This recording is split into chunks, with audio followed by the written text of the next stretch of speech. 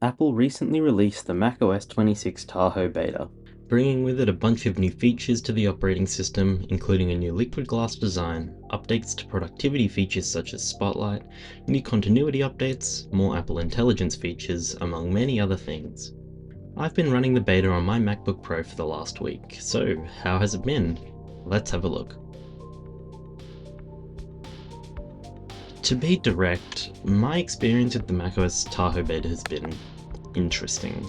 I do like quite a few of the new features and the UI, but there's also been a few things I have issues with. First of all, Safari.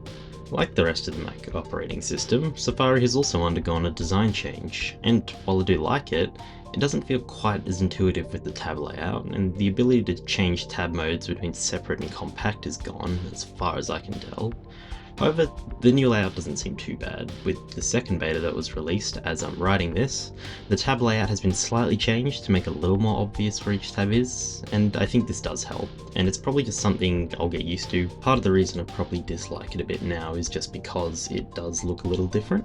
I have noticed myself getting more used to it as the weeks have gone by, and so I think after you get used to it, it is a better change, or not a worse change at least. And hopefully it'll be easier to get used to once the software's running a little smoother.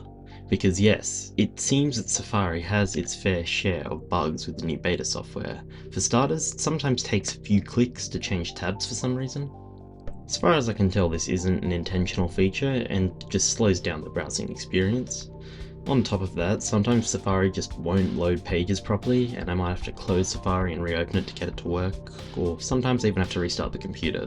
This is probably something that'll be fixed with more beta updates, and as I'm writing this, the second beta was released, and from what I've experienced so far, it does seem to be more stable. Not perfect, but more stable. Moving past Safari, let's look at some of the other features. First of all, there's the new UI. The liquid glass design is being used all across Apple's lineup now, and I have to say it looks pretty good.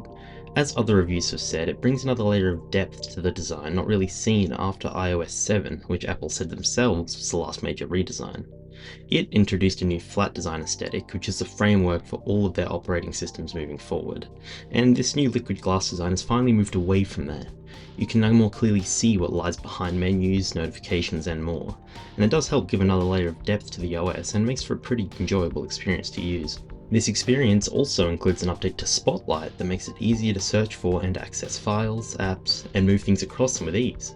I myself haven't used this too much, but from what I have experienced and seen, it does look pretty useful.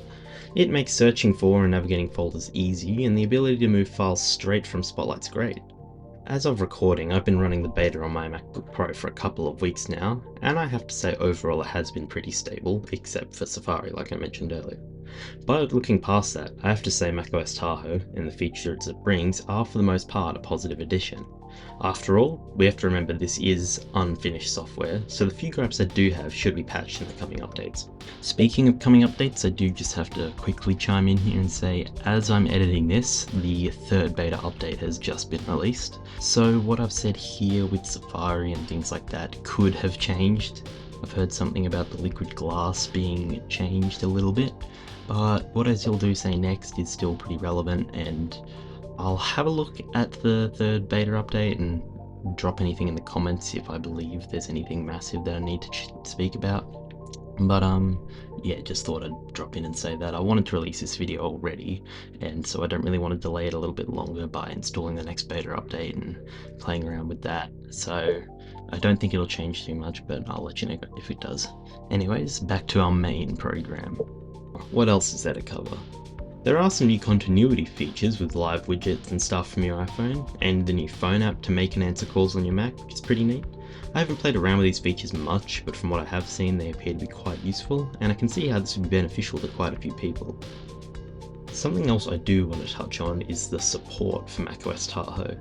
The oldest machines supported are the 2019 16-inch MacBook Pro and the Mac Pro, with all other 2019 and older machines losing support, including the iMac Pro, which I find a little surprising. I can see what's happening here though.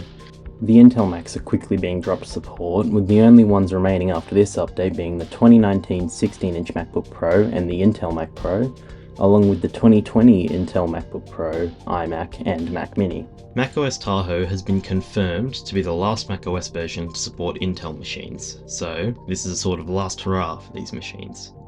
Still, 6 years of support isn't that bad, and only a little shy of what we've seen in the past, with 2012 Macs being supported up to macOS Catalina, which was released in 2019, which, if you count 2020 as the end of their support, makes for about 8 years, which isn't bad. Not bad at all.